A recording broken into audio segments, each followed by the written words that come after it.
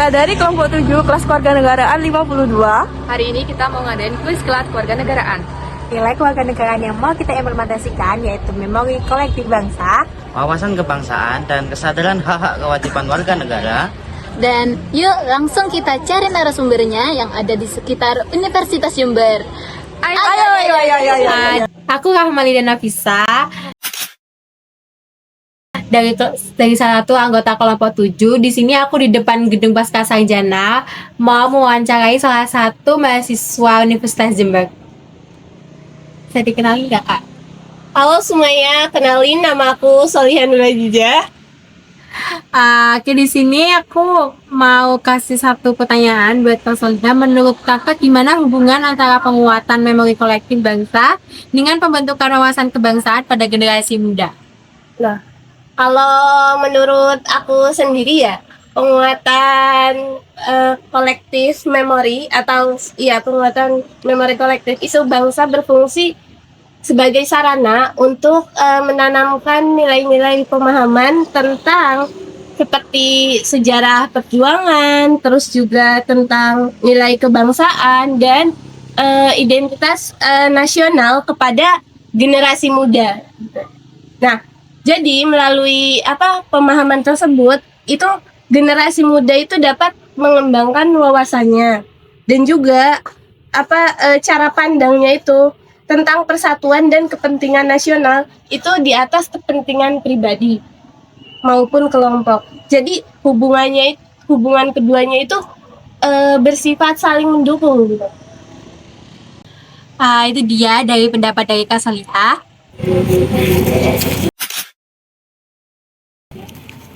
Halo Kak, permisi. Kakaknya mahasiswa UNED bukan? Iya, saya mahasiswa UNED. Oke. Boleh nggak jadi narasumberku? Aku ada Q&A tentang kewarganegaraan. Boleh, Kak. Oke, aku langsung tanya aja, boleh nggak? Oh, sebelumnya kenalin dulu kakaknya, namanya siapa? Perkenalkan nama saya Mbak Vanessa Putri, Putri Tuban Hubungan. Oke, langsung ke pertanyaannya ya Kak. Terus, Miss, kakaknya sebagai mahasiswa, gimana pendapat kakak tentang hak, kesadaran hak dan kewajiban warga negara di dalam kehidupan kampus dan masyarakat? Menurut saya itu sendiri ya, sebagai mahasiswa kita tuh mempunyai hak dan kewajiban di dalam kampus sendiri. Hak dari mahasiswa sendiri itu mendapatkan pendidikan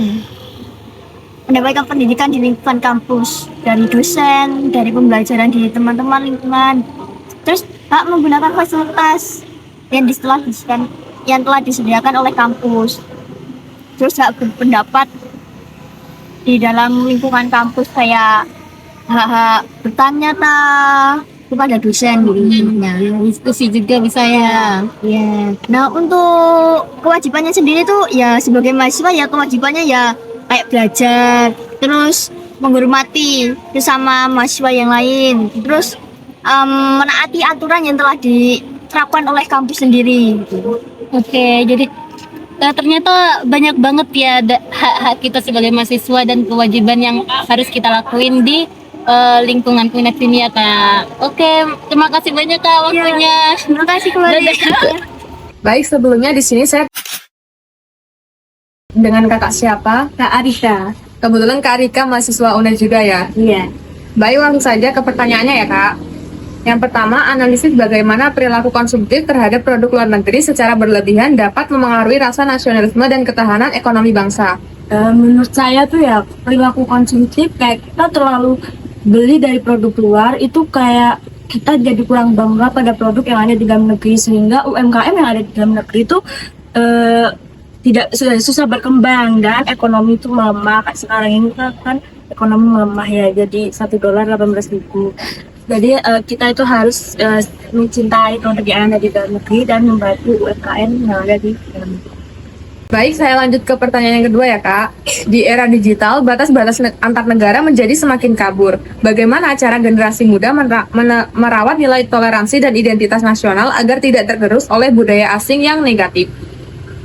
Menurut saya ya budaya luar itu kan sangat mempengaruhi budaya kita. Kayak anak muda sekarang tuh lebih mudah mengikuti gaya atau tren budaya dari luar. Jadi menurut saya sebagai anak muda itu harus lebih memviralkan atau lebih mencintai tradisi di negara kita dengan standaritas. Misalnya ya, kayak memvideo tradisi yang ada di Indonesia melalui sosmed kayak TikTok, IG itu. Jadi kita menghargai, menerima budaya dari luar, tapi tidak mendewa-dewakan atau tidak terlalu mengikuti. Baik, terima kasih ya Kak atas pertanyaan, atas jawaban yang sudah diberikan. Terima kasih. Baik, maaf mengganggu waktunya ya kak. Sebelumnya perkenalkan, nama saya Muhammad Rizky Almuis. Untuk sebelumnya boleh perkenalan nama kak? Boleh. Nama saya Ahmad Rahim Sanjaya. Saya mau mengajukan beberapa pertanyaan buat kakak. Boleh kak? Boleh. Yang pertama yaitu mengapa memori kolektif bangsa rentan terkikis di era media sosial? Menurut saya itu mungkin media sosial lebih memprioritaskan konten jangka pendek untuk viral. Jadi mudah terkikis. Baik, terima kasih kak. Untuk selanjutnya yaitu bagaimana hubungan antara kesadaran hak dan kewajiban warga negara dan dengan terciptanya ketertiban dan keadilan sosial dalam masyarakat. Warga negara yang sadar akan peraturan pasti akan menaati peraturan tersebut sehingga ketertiban sosial akan terjaga. Oke, terima kasih kak atas waktunya. Mohon maaf ya kak. Oke. Halo, aku Faik dari Fakultas Matematika dan Ilmu Pengetahuan Alam. Jadi di sini aku mau kerjain video itu. Dan kita udah ada kakak-kakak yang lagi duduk diem aja ini. Halo Kak. Hai. Ini dengan kakak siapa kalau boleh tahu? Namaku Reza. Kakaknya dari fakultas mana ini? Dari Fakultas Ekonomi dan Bisnis, prodinya Ekonomi Syariah. Kira-kira kakaknya lagi sibuk nggak ya? Aku mau tanya-tanya sedikit soalnya. Enggak sih. Bisa. Oke, kakaknya jawab pertanyaan yang aku kasih ya. Boleh duduk di sini nggak kak? Boleh. Oke. Jadi gini kak, kalau misal dalam satu kelompok nih ada satu orang yang nggak terlalu berkontribusi, tapi orangnya ini tuh dapat nilai yang sama dengan dengan anggota kelompok yang lain yang sangat amat berkontribusi. Menurut kakak gimana? Menurutku itu nggak adil ya, karena kan kalau misal hak mendapatkan nilai itu juga harus diimbangi sama kewajiban yang dilaksanakan kan. Jadi kalau misal dia nggak melaksanakan kewajibannya, tapi untuk hak nilainya tuh disamaratakan sama yang mengerjakan dengan totalitas yang benar-benar mengerjakan, itu kayaknya nggak adil sih menurutku.